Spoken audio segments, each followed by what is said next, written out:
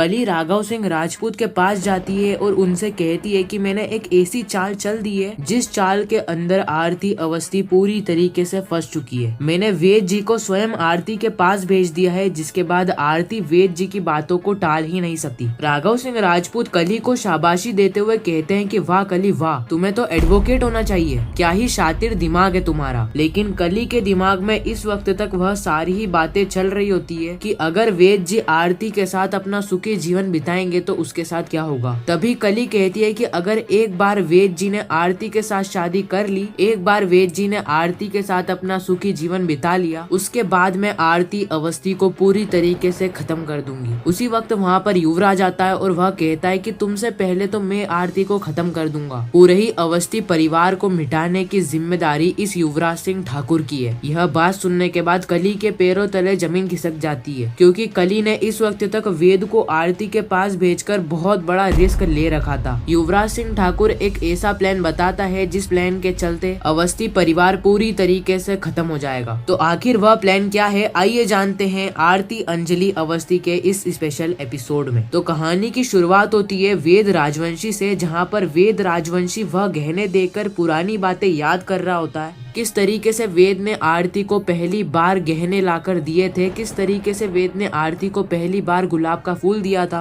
वेद को पुरानी सारी ही बातें याद आने लगती है और यह सारी ही बातें वेद को याद दिलाई है कली ने। कली साइड से देखते देखते यह सोचती है कि मगरमच्छ जाल में फंस चुका है, अब इस मगरमच्छ की मदद से मैं आरती अवस्थी को पूरी तरीके से खत्म कर दूंगी। कली वेद को देखती है और वेद ज्यादा कुछ कहे या ज्यादा कुछ चीजें याद करे उससे पहले ही कली वहाँ पर आ जाती है और कली वेद के पास जाकर कहती है कि वेद जी आप इन गहनों को देखकर क्या चीजें याद कर रहे थे। मुझे पता है कि आप वह सारी ही चीजें याद कर रहे थे जो सारी चीजें आपने आरती के साथ करी थी, या फिर आरती के साथ आपने जो भी समय बिताया था वह सारी चीजें आपको याद आ रही है। अगर मैं गलत नहीं हूँ तो वेद जी मेरे हिसाब से तो आप यही सोच रहे थे। वेद कहता है कि हाँ कली, लेकिन तुमको इस सारी चीजों से क्या लेना देना, तुमने तो अपनी शर्त आरती के सामने रख दी है ना। अब देखते हैं कि आरती तुम्हारी शर्त को मानती है या फिर नहीं। कली कहती है कि बस इसीलिए तो मैं आपके पास आई हूँ, आपको मैं यह समझाने आई हूँ कि आप वापस से आरती के पास जाइए और आरती को समझाइए। आरती तुम कली की शर्तों को मान लो, नहीं तो तुम्हारे साथ अच्छा नहीं होगा। वेद कली से कहता है कि इस तरीके से मैं आरती को धमकी नहीं दे सकता। कली कहती है कि आरती को धमकी देने को कौन कह रहा है, मैं तो आपको ये कह रही हूँ कि आप आरती अवस्थी के पास जाइए और आरती अवस्थी को कहिए और समझाइए कि आरती तुम कली की शर्तों को मान लो, क्योंकि कली की शर्तों को मानने में ही तुम्हारी भलाई है। वेद जी आप आपके हिसाब से आरती को समझाइए ना, क्योंकि इसमें तो आपका भी फायदा है और मेरा भी फायदा है। अभी कुछ समय पहले ही मैं राजपूत हाउस गई थी और राघव सिंह राजपूत से मैं कहकर आई हूँ कि वह मुझे गोद ले ले, जिसके बाद मैं भी पढ़ लिख कर बड़ी एडवोकेट बनूंगी और राघव सिंह राजपूत की तरह सभी लोग मेरा सम्मान करेंगे। और वेद जी इस समय तक तो मैं आपको पूरी तरीके से छोड़ चुकी होंगी। वेद कहता है कि मैं तो चाहता ही यही हूँ कि तुम मुझे छोड़कर हमेशा हमेशा के लिए चली जाओ, तुम मेरे सिर पर हो एक बोझ की तरह। मैं तो चाहता हूँ कि मैं आरती अवस्थी के साथ शादी करके उसके साथ अपना सुखी जीवन बिताऊं, लेकिन कली तुम हो कि तुम बीच में नाट अड़ाती ही रहती हो। कली कहती है कि वेद जी आप आरती के साथ ही अपना सुखी जीवन बिताओ, मैं आपकी जिंदगी में कभी भी दखल अंदाजी नहीं करूंगी। इतना ही कहकर कली निकल जाती है राजपूत हाउस की तरफ। और इस तरफ वेद भी यह सोचने लगता है कि आखिर वह करे तो करे क्या, क्योंकि एक तरफ तो उसकी पत्नी कली है, वहीं दूसरी तरफ उसका प्यार आरती। क्या वह आरती का इस केस को जीतने में साथ दे या फिर कली की शर्तों में आकर उलझ जाए। खैर अगले सीन में हम देखते हैं राजपूत परिवार को। कली राजपूत परिवार में जाती है और राघव सिंह राजपूत से कहती है मैंने अपने हुक्म के इके वेद जी को आरती के पास भेज दिया है और अब वेद जी स्वयं आरती के पास जाएंगे और आरती से कहेंगे आरती तुम कली की शर्तों को मान लो, क्योंकि कली की शर्त में ही तुम्हारा फायदा है। अगर तुम कली की शर्तों को मान लेती हो तो तुम अपना सुखी जीवन भी बिता पाओगी और राजपूत परिवार से भी तुम्हारा पीछा छूट जाएगा। कली यह सारी बातें राघव सिंह राजपूत को बताने लगती है। कली राघव सिंह राजपूत से कहती है कि मैंने तो अपना काम कर दिया है, अब आपकी बारी है। आप भी मेरी और वेद जी के शादी के कानूनी कागजात बनवा दीजिए, जिससे सभी को यह पता चल जाए कि मेरी और वेद जी की शादी असली थी, पूरे समाज में पता चल जाए, पूरे परिवार में पता चल जाए। राघव सिंह राजपूत कहता है कि हाँ कली क्यों नहीं। कली कहती है कि शादी के कागजात बनवाने के साथ साथ राघव सिंह राजपूत मुझे गोद ले रहे हैं, इसके कानूनी कागजात भी बनवा दीजिए, जिसके बाद मैं इसके ऊपर साइन कर दूंगी और शादी के कानूनी कागजात के ऊपर साइन करवाने की जिम्मेदारी मेरी है। अब बस आप देखते जाइए कि किस तरीके से मैं वेद राजवंशी को इस जाल में फंसाती हूँ और वेद राजवंशी की साइन करवाती हूँ। इस समय तक हम देखते हैं कि कली बहुत ही ज्यादा खुश होती है। उसी समय वहाँ पर आ जाता है युवराज सिंह ठाकुर। युवराज सिंह ठाकुर राघव सिंह राजपूत से कहता है, राघव सिंह राजपूत, मैं आपकी परमिशन लेने के लिए आया हूँ। क्या मैं महक को आरती के घर ले जा सकता हूँ? क्योंकि आरती अंजलि अवस्थी को भी मुझे इस शादी के अंदर इनवाइट करना है। राघव सिंह राजपूत कहते हैं कि हाँ युवराज, तुम ले जा सकते हो। युवराज कहता है कि और राघव सिंह राजपूत, शादी की तैयारी कैसी चल रही है? आपको पता है हमारे इधर तो बहुत ही जोरों शोरों से तैयारी चल रही है। शादी का सारा ही बंदोबस्त हो चुका है और शादी की पत्रिका भी छप चुकी है। अब शादी के अंदर सबको इनवाइट करने की बारी आ चुकी है और सबसे पहले मैं इनवाइट करने के लिए जा रहा हूँ आरती अंजलि अवस्थी को। मेरा प्लान कुछ यूँ है कि मैं आरती अंजलि अवस्थी को शादी के अंदर इनवाइट करूंगा, जिसके बाद आरती शादी के अंदर आएगी और शादी के अंदर आते ही एक बम फूटेगा, एक बहुत बड़ा हादसा होगा, जिस हादसे के अंदर मर जाएगी आरती अंजलि अवस्थी। क्योंकि 21 साल पहले जो हादसा हुआ था उसके अंदर तो मैं यही चाहता था कि आरती अंजलि अवस्थी मर जाए, लेकिन हमारे प्यारे अमन जी की मौत हो गई। उस हादसे के बाद मुझे बहुत ज्यादा दुख हुआ था कि हमारे अमन भैया मर गए, लेकिन एक तरफ खुशी भी हो रही थी क्योंकि अंजलि अवस्थी कोमा में चले गई थी। लेकिन इसी बात की खुशी मुझे अभी भी है, लेकिन एक तरफ परेशानी भी है, क्योंकि अगर अंजलि ठीक हो गई और उसने वापस से कोर्ट के अंदर कदम रख दिया तो वह युवराज सिंह ठाकुर, चंद्रभान ठाकुर, राघव सिंह राजपूत सबकी 12 बजा कर रख देगी। क्योंकि 2 बार अंजलि अवस्थी ने देश के सबसे बड़े एडवोकेट राघव सिंह राजपूत को भी हरा रखा है, और अगर कोई लड़की देश के सबसे बड़े एडवोकेट को कोर्ट में हरा देती है तो इससे बड़ी बात और क्या हो सकती है। इसलिए मैं चाहता हूँ कि जल्द से जल्द अंजलि की मौत हो जाए, जिसके बाद मेरे कलेजे को ठंडक पड़े। अंजलि से पहले मुझे किसी को मारना है तो वह है आरती अवस्थी। आरती अंजलि अवस्थी को भी मारने के लिए मैंने एक बढ़िया प्लान बनाया है, जिस प्लान के अंदर मैं महक के साथ आरती के घर जाऊंगा, उसको शादी के अंदर आने के लिए इनवाइट करूंगा और जैसे ही वह शादी के मंडप में आएगी उसको वैसे ही खत्म कर दूंगा। कली कहती है कि युवराज सिंह ठाकुर, मैंने भी एक प्लान बना रखा है। अगर आपका प्लान फेल हो गया, जो कि होने ही वाला है क्योंकि आरती अंजलि अवस्थी भी बहुत ज्यादा शातिर है, वह लड़की शादी में आने से पहले 1000 बार सोचेगी। लेकिन मेरा प्लान कुछ यूँ है कि मैं आरती को मारूंगी तो सही, लेकिन अभी नहीं। एक बार आपकी शादी हो जाए उसके बाद मैं आरती को मारने का प्लान बनाऊंगी क्या, मैंने तो बना रखा है। मैं वेद जी की शादी आरती अंजलि अवस्थी से करवाऊंगी और राजपूत परिवार का केस भी वापस लेने को कहूंगी, जिसके बाद आरती वेद की बातों में आ जाएगी और वह राघव सिंह राजपूत का केस वापस ले लेगी और वेद के साथ शादी कर लेगी। लेकिन आरती इस वक्त तक सोच रही होगी कि मैं वेद जी को हमेशा हमेशा के लिए छोड़ चुकी हूँ, लेकिन मैं वेद जी को कभी भी नहीं छोड़ने वाली हूँ। जैसे ही आरती वेद जी के साथ शादी करेगी वैसे ही मैं आरती अंजलि अवस्थी को खत्म कर दूंगी। तो यही कहानी है जो कि हमें आरती अंजलि अवस्थी के आने वाले एपिसोड में देखने को मिलने वाली है। बाकी आप आने वाले एपिसोड को लेकर कितने ज्यादा एक्साइटेड हो नीचे कमेंट करके जरूर बताना। मैं मिलता हूँ किसी नेक्स्ट इंटरेस्टिंग वीडियो में, जब तक के लिए गुड बाय।